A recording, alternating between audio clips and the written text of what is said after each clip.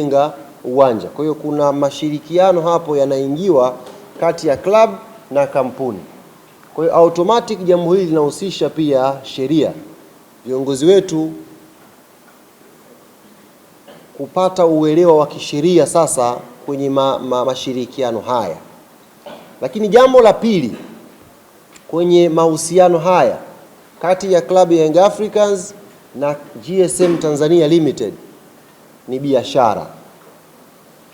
Kuna biashara hapo inakwenda kuingia kwenye mahusiano haya mawili, kwa maana ya klabu yetu Young Africans Sports Club na GSM Tanzania wanayokuja kujenga uwanja. Kuna biashara hapo itakwenda kuingia. Kwa hiyo kuna vitu viwili hapo. Kuna sheria kwa maana ya kufahamu sasa modality ya kisheria ya mahusiano haya kati ya klabu hii ya Yanga na kampuni ya GSM. Tunawekaje hiyo kisheria? Modality gani ni nzuri kuliendea hili jambo?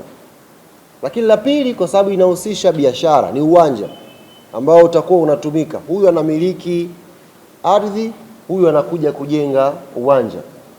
Haya mahusiano kwenye biashara yanakuwa na muongozo gani? Kwa kutambua hilo na kwa kuthamini uweledi, uwazi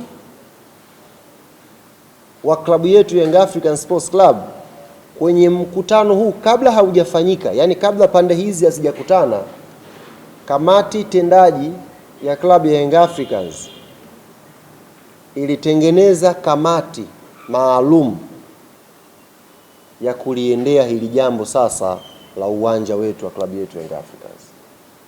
Na kamati hii itakuwa chini ya rais wa klabu yetu, kwa maana ya Engineer Hersi Ali Said, ndio atakuwa mwenyekiti wa hiyo kamati. Wajumbe wote wa kamati tendaji wanaingia pia kuwa wajumbe wa kamati hiyo, ambayo itatoka hapa kwenda kukutana na kampuni ya GSM Tanzania Limited. Lakini kwa kuzingatia fakta mbili ambazo ni mwadokeza awali, kwa maana ya mlengo wa kisheria kwenye mahusiano haya na mlengo wa kibiashara, wako wajumbe wawili ambao kamati tendaji ya klabu yetu Young Africans imewaongeza kwenye kamati hii. Jumbe namba moja ni mwanasheria msomi, mzoefu na mbobevu Alex Mgongolo, ambaye ameongezwa pia kwenye kamati hii, na specific anakuja kutoa ushauri wa kisheria kwa viongozi wetu wa klabu ya Young Africans, aina gani ya mahusiano ya kisheria kwenye mikataba tunatakiwa tusign na GSM Tanzania Limited. Lakini mjumbe wa pili ambaye ameongezwa kwenye kamati hii ni kaka yetu Ivan Tarimo, ambaye yeye anakuja sasa kutusaidia kwenye engo ya kibiashara. Wote mnamfahamu Ivan Tarimo, ana background nzuri ya business.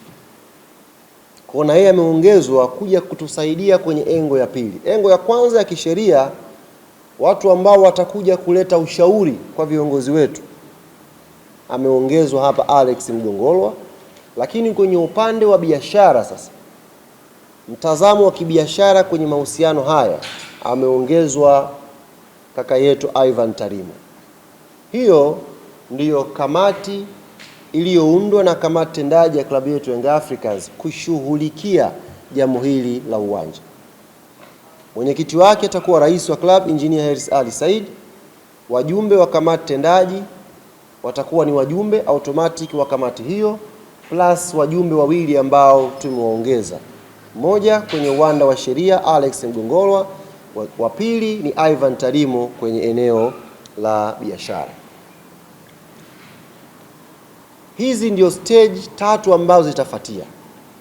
Yaani baada ya leo kutangaza, mchakato unaofuatia kutangaza na kujulisha GSM. Mchakato unaofuatia tumeshatangaza pia na kamati ambayo itasimamia hili jambo, na mchakato unaokwenda kufuatia hapo mbele sasa ni Young African Sports Club kwenda kukutana na GSM Tanzania Limited. Ziko stage mbali za kuliendea hili jambo.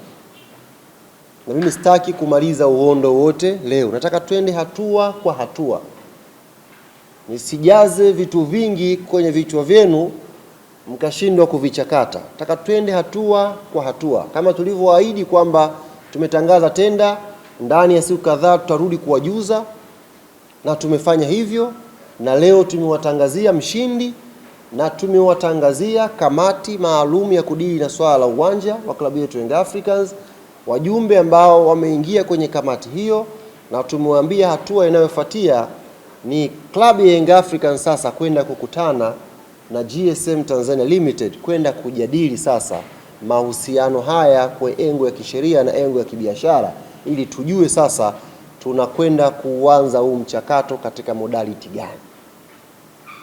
Sijui kama mnanielewa vizuri bwana Jadwe, kwa sababu unajua ni uwanja, Yanga anamiliki eneo, GSM wanakuja kutoa fedha. Anatoa fedha kwa mlengo upi?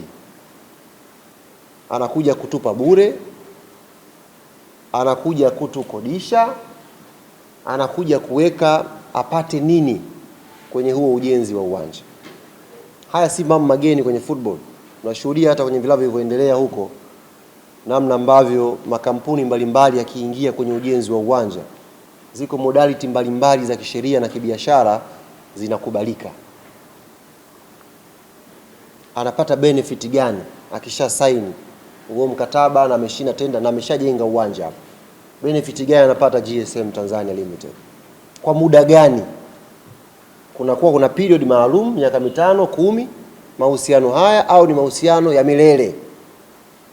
Hizo ndio discussion ambazo kamati hii kwa msaada wa wajumbe hawa wawili ambao tumeongeza watakwenda kukutana na GSM Tanzania Limited, na kila upande kuangalia interest zake, kwa maana Young Africans kuangalia interest yake kama club na GSM Tanzania Limited kuangalia interest yake kama mwekezaji kwenye mradi huu. Kwa nichukue fursa hii kuipongeza GSM Tanzania Limited kwa kushinda, na niwapongeze pia makampuni na mataasisi yote ambao yalituma maombi yao kupitia email ambayo tuliiweka. Hakika mmeonyesha namna gani mnashirikiana na klabu kubwa ambayo inazingatia weledi kwenye mambo yake, na huu mchakato utakwenda kwa uwazi, kwa sababu hiyo ndiyo tofauti ya klabu yetu ya Yanga na klabu nyingine. Mchakato wetu utakwenda kwa uwazi, hatua baada ya hatua, na hapo tutakuwa tunatoa pia somo lingine kwa watu wengine wakiwa wanakwenda kwenye michakato mikubwa kama hii. Uwazi, weledi ni vitu vya kuzingatia. Ukifanya vitu kwa usamjo hivi itakuwa halina mwisho mzuri. Ndugu zangu waandishi wa habari, nimezungumza sana, na nikaribishe sasa maswali kutoka kwenu ili tuweze kufunga mkutano huu. Karibu sana. Sasa ungekuja kwa sababu tuko live, kuuliza hapa ili majumbani pia wasikie swali.